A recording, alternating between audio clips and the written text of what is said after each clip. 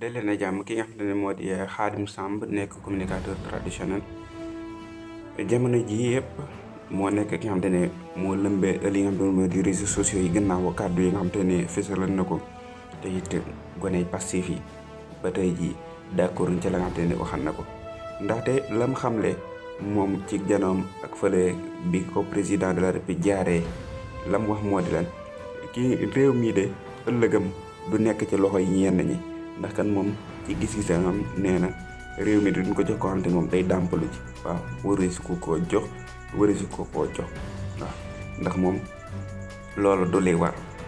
moom noonee la gisee moo taxit ñu bëri ci réseaux sociaux yi it jug nañ dal ci kaw ma ci naan ko kat yow ci opposition nga nekkan wala ci pouvoir ak ya ca aju dal ci kaw ma ci lu bëri ak it di ko fàttali yu bëri yoo nga xam te ne daan na fi xew mu di loo xam te ne suscité na li nga xam ne moo di ay problème yu bëri moom ki nga xam te ne moo di Khadim Samb